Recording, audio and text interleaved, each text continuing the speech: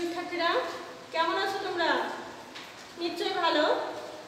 আমি নড়াইল জেলা অনলাইন স্কুলের পক্ষ থেকে তোমাদের সবাইকে অভিনন্দন এবং শুভেচ্ছা জানাই। আমি ফাল্গুনী দাস, সহকারী শিক্ষক বিজ্ঞান, শেখ ফজিলাতুন্নেসা মুজিব উচ্চ বালিকা বিদ্যালয়, বড়দিয়া, কালিয়া, নড়াইল। তোমাদের গত ক্লাসে আমি অষ্টম অধ্যায়ের কিছু অংশ আলোচনা করছিলাম, অর্থাৎ অষ্টম শ্রেণীর অষ্টম অধ্যায়। এখন এই অষ্টম অধ্যায়ের পরবর্তী যে অংশটা, অর্থাৎ পার্ট 3 এবং 4 থেকে রাসায়নিক সমীকরণ সম্পর্কে আমি তোমাদের সাথে আজকে আলোচনা করব। এখন আমি গত ক্লাসে তোমাদের কিন্তু বলছিলাম যে একটা মৌল বিভিন্ন পরমাণুর সাথে মিলিত হয়ে দেখা যাচ্ছে কি অন্য পদার্থের মৌলের পরমাণুর সাথে মিলিত হয়ে আবার নতুন একটা পদার্থ তৈরি করতে পারে। এখন এই একটি পদার্থ আর একটি পদার্থের সাথে মিলিত হয়ে যে নতুন পদার্থ তৈরি করলো, এই নতুন পদার্থ তৈরি করার জন্য এখানে কিন্তু রাসায়নিক বিক্রিয়া সংঘটিত হয়। এখন আমাদের যে পাঠ্য বা আলোচ্য বিষয়টা সেটা হচ্ছে এই রাসায়নিক বিক্রিয়া। তবে রাসায়নিক বিক্রিয়া আমরা যে সমীকরণের মাধ্যমে উপস্থাপন করি সেইটাই আজকের আলোচ্য প্রধান বিষয়। এখন আমরা তাহলে আজকে প্রথমে এই রাসায়নিক সমীকরণ নিয়ে আলোচনা করি। তাহলে আজকের পাঠ হবে রাসায়নিক সমীকরণ।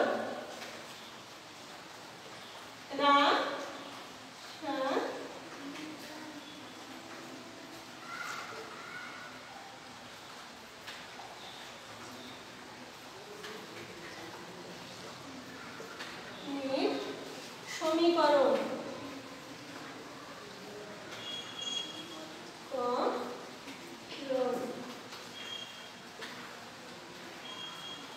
রাসায়নিক সমীকরণ। এখন এই রাসায়নিক সমীকরণ সম্পর্কে আমাদের জানতে হলে আমাদের কিন্তু গত ক্লাসের সেই পাঠটা, অর্থাৎ প্রতীক, সংকেত এবং যোজনী সম্পর্কে আমাদের জানতে হবে। আমি সামান্য এই সম্পর্কে একটু বলি, যেহেতু আমার গত ক্লাসে এই সম্পর্কে আলোচনা হয়ে গেছে, এই জন্য আমি সামান্য বলি। প্রতীক হচ্ছে কোনো মৌলিক পদার্থের নামের সংক্ষিপ্ত রূপ। এখন নামের সংক্ষিপ্ত রূপ আমরা ইংরেজি এবং ল্যাটিন ভাষা থেকে সাধারণত নিয়ে থাকি, তবে অ্যারবিক ভাষায় বা আরবি ভাষায় কিছু নামও আমরা দেখতে পাই। এখন তাহলে গেল প্রতীক। সংকেতটা তাহলে কি? সংকেত হচ্ছে কোনো মৌলিক বা যৌগিক পদার্থের অণুর সংক্ষিপ্ত রূপ। এখন পরবর্তী যে বিষয়টা আমাদের চলে আসে সেটা হচ্ছে যোজনী। যোজনী হচ্ছে কোনো মৌলসমূহ তার যে কয়টা হাত, আমরা যোজনীকে হাতের সাথে তুলনা করতে পারি, যে কয়টা হাত আছে সে হাত সংখ্যাটাই হচ্ছে তার যোজনী। এখন এ সম্পর্কিত বিশদে আমি আজকে আর যাব না। আমরা রাসায়নিক সমীকরণ কিভাবে লিখি সেই রাসায়নিক সমীকরণ সম্পর্কে আমরা আজকে আলোচনা করব। আমরা প্রথমে একটা সমীকরণ দেখি।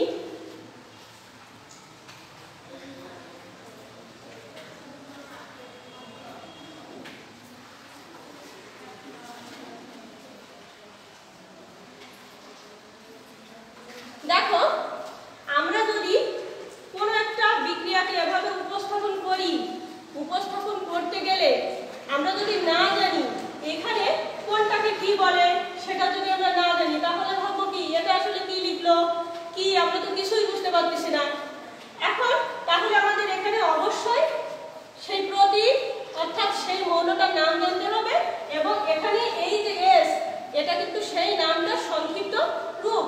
অর্থাৎ এখানে আমরা এই এস দিয়ে কাকে বোঝাইছি? সালফার। সালফার।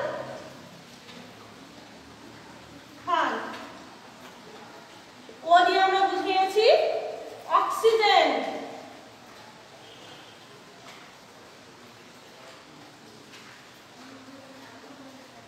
অক্সিজেন। আর SO2টা হচ্ছে কি? Sulphur die oxide.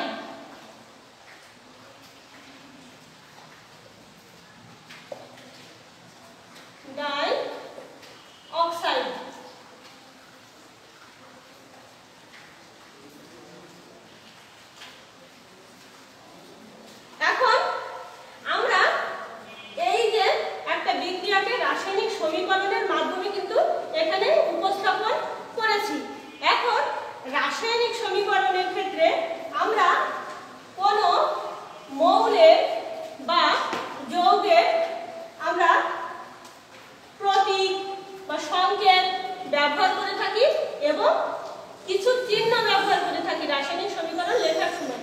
চিহ্নটা যেমন মনে করো এই যে আমি সালফারের ক্ষেত্রে এস ব্যবহার করেছি, এটা সালফারের প্রতীক।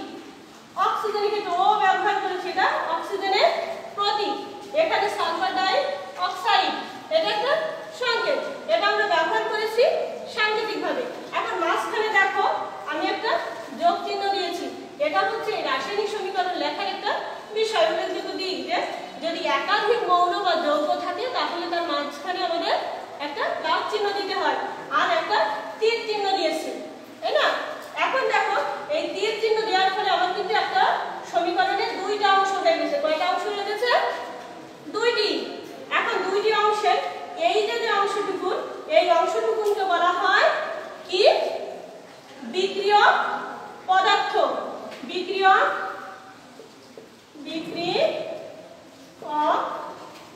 পদার্থ। আর এই অংশটাকে বলা হয় কি? উৎপন্ন পদার্থ বা বিক্রিয়জাত পদার্থ।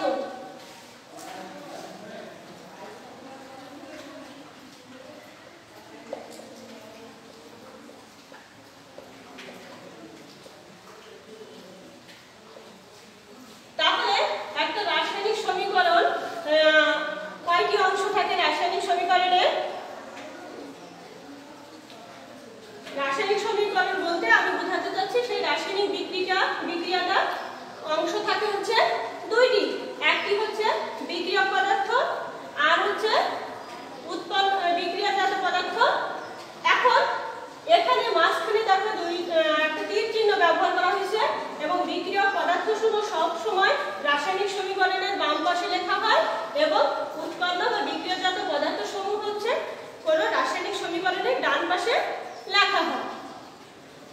তাহলে একটা রাসায়নিক বিক্রিয়ার অংশ হলো কয়টা? দুইটি। একটা হচ্ছে যেটা সমীকরণের বাম পাশে থাকে অর্থাৎ বিক্রিয়ক পদার্থ, আর ডান পাশে থাকে হচ্ছে বিক্রিয়াজাত পদার্থ। এখন এই রাসায়নিক সমীকরণ আমরা লিখি, আর রাসায়নিক বিক্রিয়ার ফলে যে পদার্থ সমূহ উৎপন্ন হয় এই পদার্থ সমূহের ভিতরে বিক্রিয়ক এবং বিক্রিয়াজাত পদার্থ দুই পদার্থেরই কিন্তু পরমাণু সংখ্যার সমান থাকে। কখনো পরমাণু সংখ্যার কখনো চেঞ্জ হয় না, শুধুমাত্র কি হয় এক অবস্থা থেকে আরেক অবস্থা বা এক পদার্থ থেকে আরেক পদার্থের সাথে যুক্ত হয়ে নতুন আরেকটি পদার্থ তৈরি হয়। এভাবেই কিন্তু আমাদের প্রকৃতিতে পদার্থের সংখ্যা অসংখ্য, কিন্তু মৌলিক পদার্থ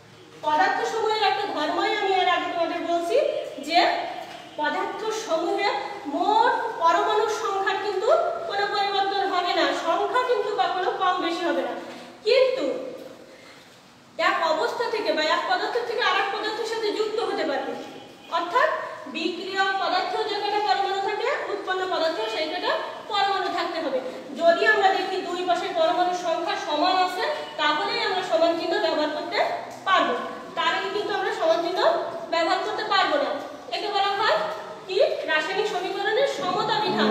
আমি যেহেতু সমতা বিধান আজকে করতেছি না, তোমাদের জাস্ট নিয়মটা বললাম, সমতা বিধান নিয়ে আরেকটি ক্লাস করব। এখন আমি এখানে তীর চিহ্নের ব্যবহার করব। এখন গেল, এবার সমতার বিষয়ে আমি অন্য ক্লাস নেব। এবার হচ্ছে আমাদের আরেকটা বিষয় হচ্ছে যে পদার্থের এই প্লাস চিহ্ন আমি দুইটি পদার্থের ভিতরে দিয়েছি, এছাড়া আরো পদার্থ হতে পারে, তোমরা উপরে ক্লাসে গেলে সেটা আরো ভালো করে বুঝবা। এখন আজ আমরা আর বেশি দূরে যাব না, এই পর্যন্ত এইটুকুন, এই কয়টা নিয়মই তোমরা দেখতে থাকো এবং বইতেও একটা নিয়মাবলী দেওয়া আছে, সেটাও তোমরা পড়ো। পরবর্তী ক্লাস আমরা রাসায়নিক সমীকরণের সমতা বিধান নিয়ে আলোচনা করব। সমতা বিধান নিয়ে আলোচনা করবো, সেক্ষেত্রে কিন্তু তোমাদের এই রাসায়নিক সমীকরণের নিয়মটা কিন্তু ভালো করে ফলো করতে হবে, এটা না করলে হবে না। এবং ওই প্রতীক সংকেত এবং যোজনী তোমাদের অবশ্যই জানতে হবে, এর কিন্তু কোনো বিকল্প নাই। যার কারণে তোমাদের আজ আমি অল্প সামান্য একটু তোমাদের দিলাম। অষ্টম শ্রেণীর শিক্ষার্থী যেহেতু তোমরা, একসাথে যদি আমি অনেক কিছু